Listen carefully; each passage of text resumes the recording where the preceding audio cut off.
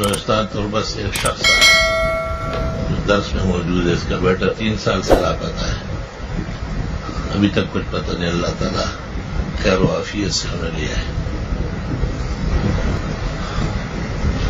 سورہ یوسف وہ 11 مرتبہ پڑھے اور پھر حلوہ پکا کے یا خرید کے فرید گنج شکر اور نظام الدین اولیاء کی روح مبارک کو بخشے کہ اللہ اس کا ثواب ان کو ملے۔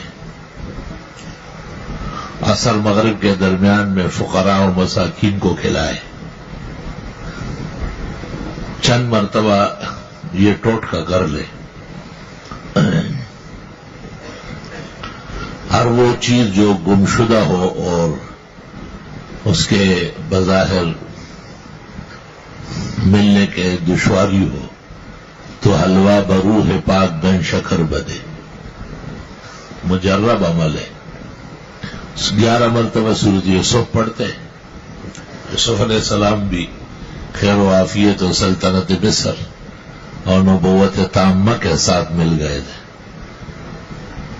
اور فرید گنج شکر اور نظام الدین اولیاء شیخ اور خلیفہ دونوں کے روح کو ثواب بخشنے کے لیے حلوہ، شیرین چیز، مٹھائی، فرنی، کھیر، حلوہ بہتر ہے کیونکہ لفظ حضرت کے منہ سے الفاظ نکلے کہ حلوہ بروح پاک گن شکر بدے۔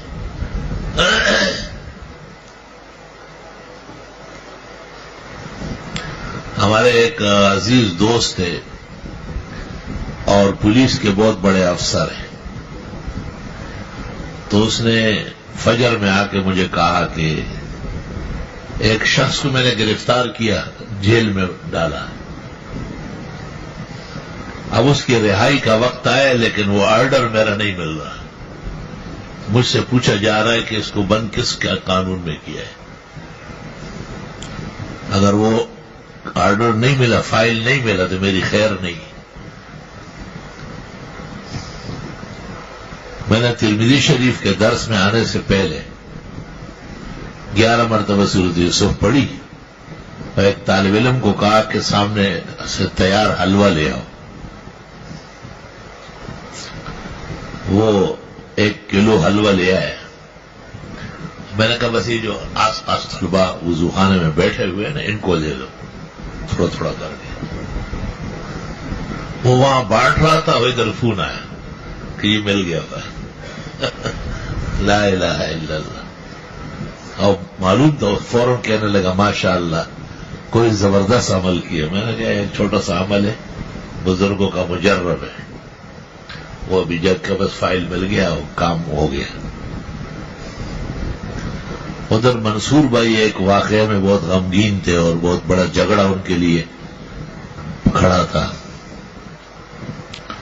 ان کے لیے بھی ایک طرح یہ عمل مجرب کیا گیا۔ 2 یا 3 دفعہ میں ان کو بھی ایک گمشدہ کاغذ مل گیا۔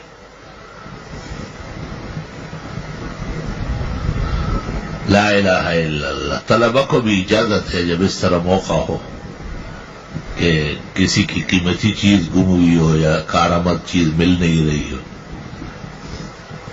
تو آپ 11 مرتبہ سورۃ یوسف پڑھوائے، آرام تسلی سے، اجرت سے نہیں۔ اور حلوہ بہتر ہے، ورنہ کھیر، فرنی، مٹھائی، میٹھی چیز سے کام ہوگا۔ بہتر یہ کہ حلوہ پکوائے، اگر پکانا دشوار ہو تو منگوا لے، فقراء مساکین کو کھلا لے۔